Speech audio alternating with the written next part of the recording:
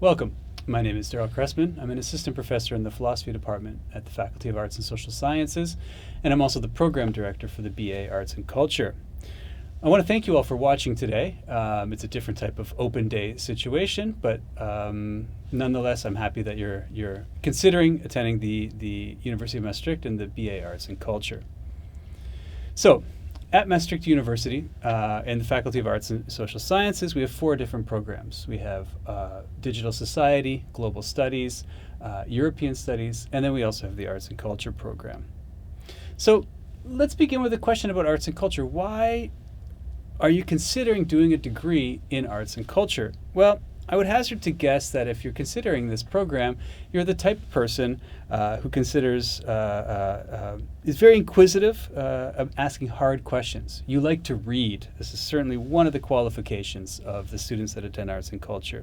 And you like to explore and ask questions about why things are the way they are. And our program, I hope, can really nurture these characteristics.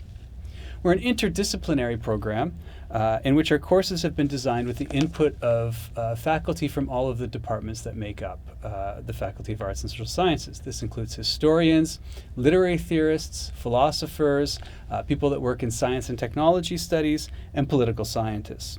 And we deal with a range of topics that draw upon this interdisciplinary background, including climate change, ethics, digital media, the scientific revolution, contemporary art and literature, and democracy, to name only a few. To give you a better example of this interdisciplinary approach, I want to briefly explore the case of artificial intelligence. Now, over the past few decades, artificial intelligence has become one of those topics through which a variety of opinions and ideas have been produced.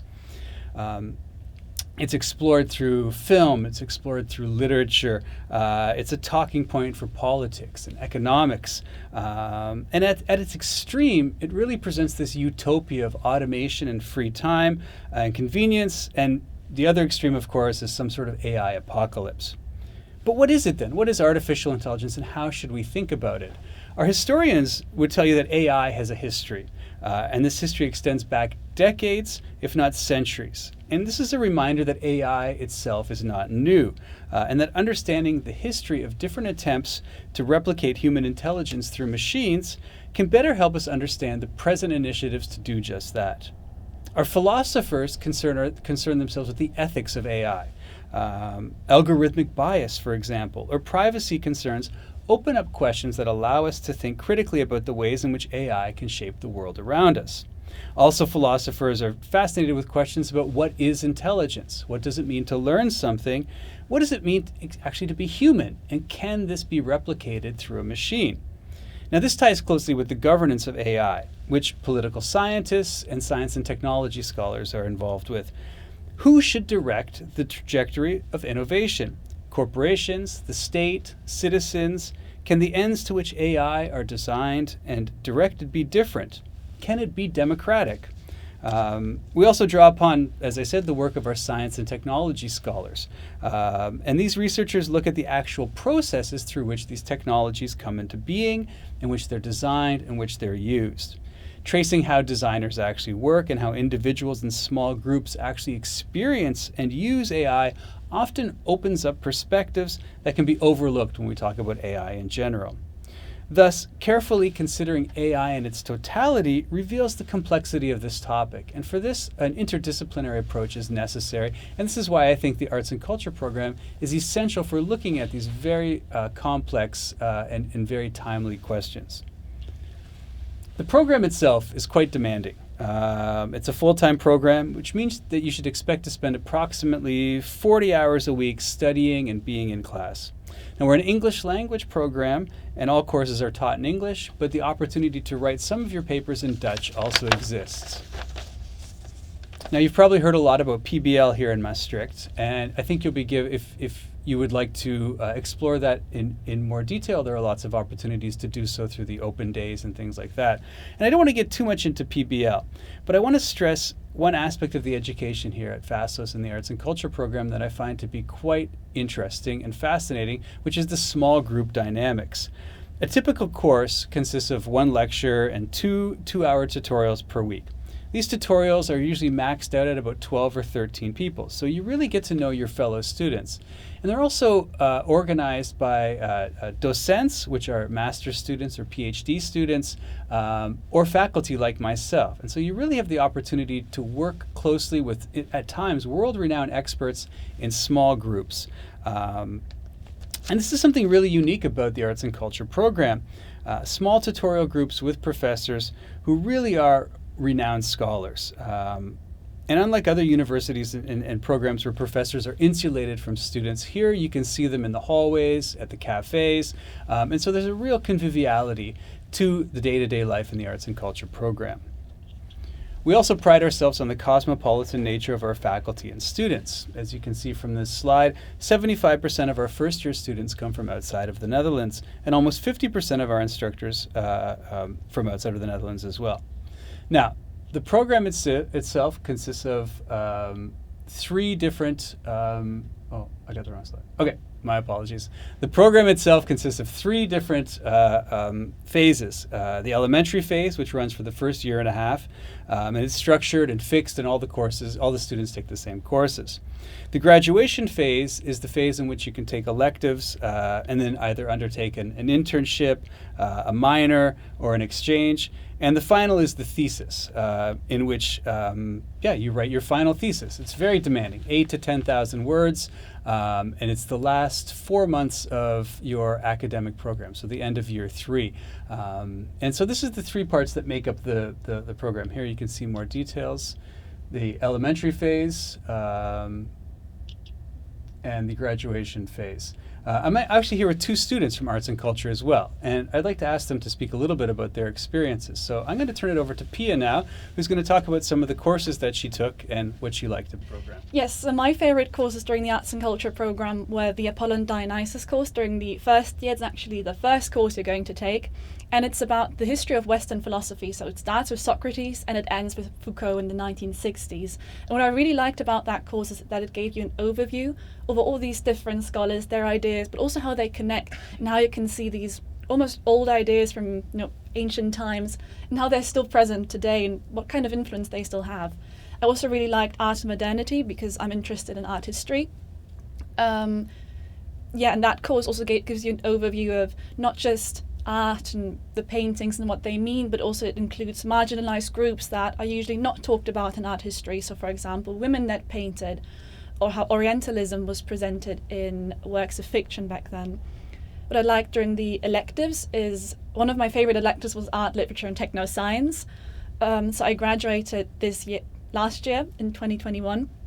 And now I'm doing a research master in cultures of art, science and technology, and the course art, literature and techno-science gave me the idea to actually do that master program because it looks at the connection between art and literature and to technology. So how writers, for example, talk about technology, what kind of, how they represent, for example, artificial intelligence, what kind of future visions they paint. And I thought that was extremely fascinating and shaped the way I look at the world now and what I want to do during the rest of my life and my academic career. Thank you so much, Pia. That was really helpful. Oh. So, what does the average week look like for somebody studying the Arts and Culture program at FASOS?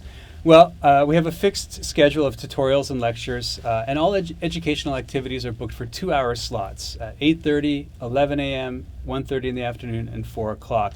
And typically you attend 1 to 2 lectures a week and 2 or 3 tutorials.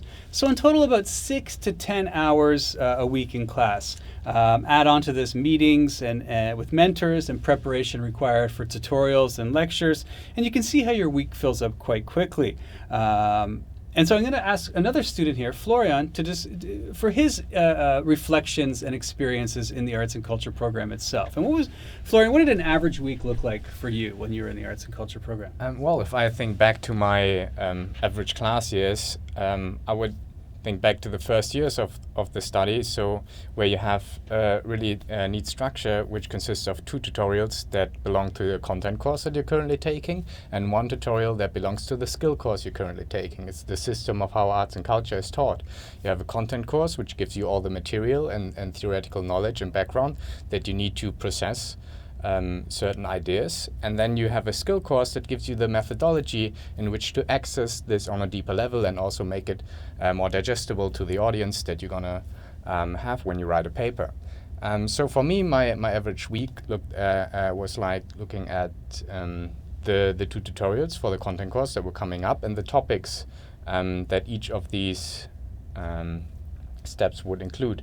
So I would look at the next assignment text and then read through that before the tutorial, then go to the tutorial where you have your standard PBL structure. You would start with the reading of the assignment text together as a group, and then try to figure out where does it lead us. So what questions do we have about this assignment text? So for example, if we talk about Karl Marx and his ideas about work and what is important in a society and who leads society, then you come up with questions like, what does work mean for Karl Marx? Or why is it so important?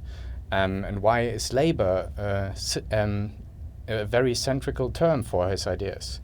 And then you go back to your self-study.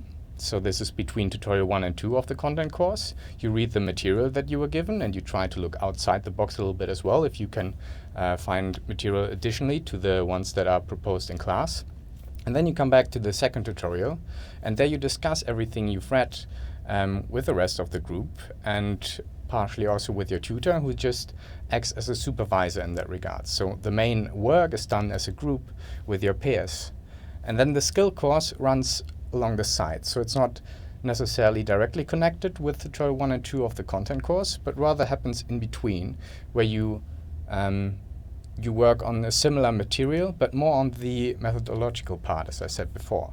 So for example, if the course that Pia mentioned earlier, Apollo and Dionysus, the course that you have on the side was reading text and interdisciplinarities, where you explore how different disciplines approach topics in a different manner and use different methodologies. And you learn how to identify what kind of methodology each text may belong to. That is wonderful. Thank you, regular Florian. week. Yeah, you're welcome. Excellent.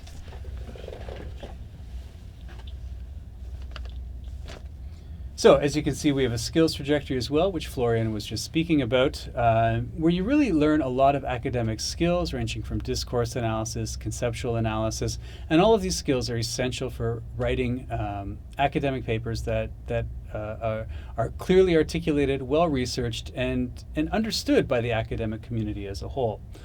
You'll also do Research in Writing 1 and Research in Writing 2. These are longer courses in which you write a paper or a literature review on a topic of your own choice. And this can be done in Dutch as well. So if you're a Dutch-speaking student from either Belgium or the Netherlands and you would like to pursue that, this is something we offer in that particular skills course. Florian already told you what an average week looks like for him. And the typical course structure, as you can see. Now, one thing that most students have is, how are we graded? What are the final assignments? Typically, there are courses with exams, which you would write in a large gymnasium called the MEC here in Maastricht, or it's a take-home paper, which you have 2 weeks, I would say, to compose a paper on a given topic for typically a second or a third year a second year course, the electives primarily for that. So, after your bachelor, what do you have? At the end of your arts and culture program, there's a lot of skills that you'll have. And I would say that your skills in writing, your skills in reading will be quite impressive. I'll say that many of the students who graduate from the arts and culture program have a great deal of social intelligence as well. Working in small groups with students, with your colleagues and also faculty members allows you to learn how to listen and to learn how to respond carefully to other people's comments, which I think is a very valuable skill.